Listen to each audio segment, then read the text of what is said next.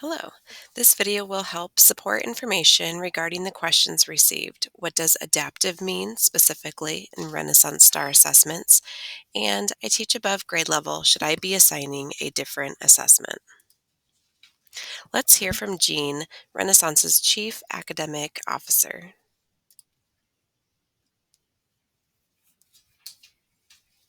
Hi, I'm Gene, and welcome to Assess Minutes, where we take a complex assessment topic and break it down to make it easily understandable, because minutes matter.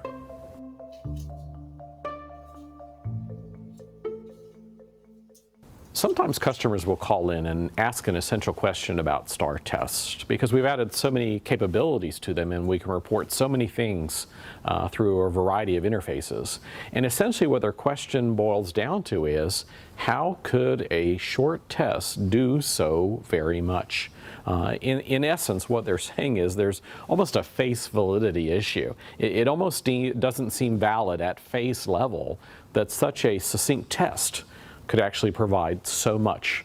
But there is a very, very realistic answer about how it can be done, and the answer succinctly is adaptive testing. So when we're comparing STAR to other tests, we must realize that it is uniquely arranged in its adaptive ability, and as a result, it allows it to do some things that sometimes just can't be achieved on other tests. This graphic, I think, is one of the most valuable ones we have to help you understand several really important ideas about adaptive testing. So let's work through them just a little bit here.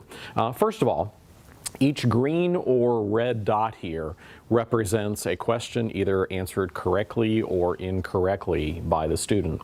So in this case, the student answers the first question correctly, and as a result of a correct answer there, they get a harder question. And they answer that one correctly, and on the third one, it's a bit harder, and they give an incorrect answer.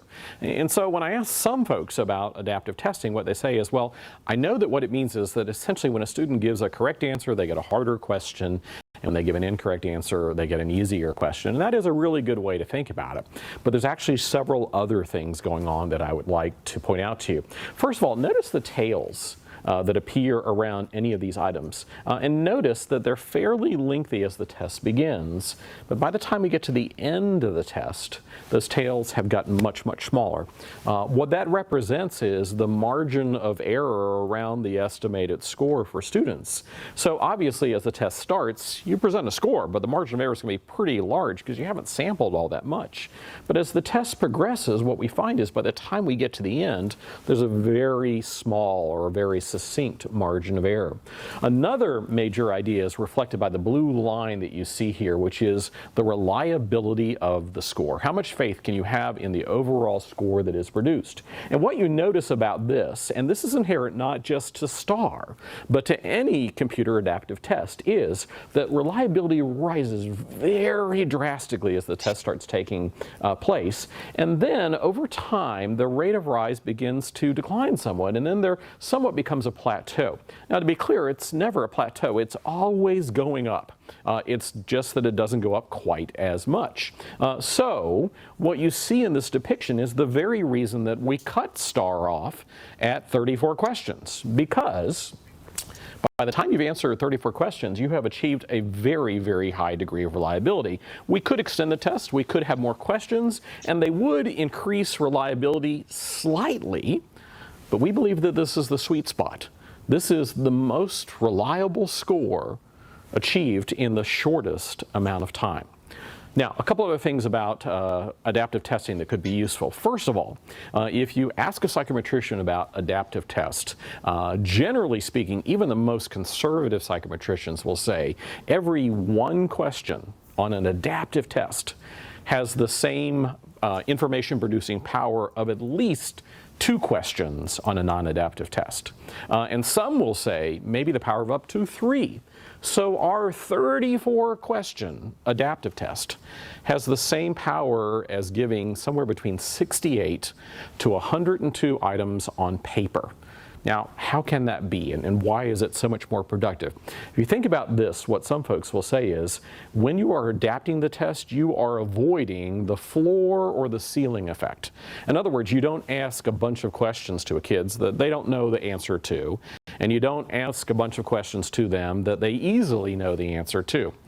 As one researcher put it, the dynamics around a computer adaptive test is that it mimics what a wise examiner would do. What would someone do if we could pay someone to sit down and administer individual items to a kid? They would give a student an item, they would take a look at how they respond to it, and then based on that response, they would choose the next item. And if the answer to the first item was correct, you'd probably get a harder item. And when you get to those items that you don't get correct, you start getting easier items. Because the primary insight for us is this: when a student is answering a series of questions very easily, we're not learning much about them. And when they're answering a lot of questions incorrectly, we are also not learning much about them. It is in exploring this edge of performance, where there's some right and some wrong, that we learn the most about students. And that's what exactly computer adaptive testing does. It maximizes the information in the shortest possible amount of time.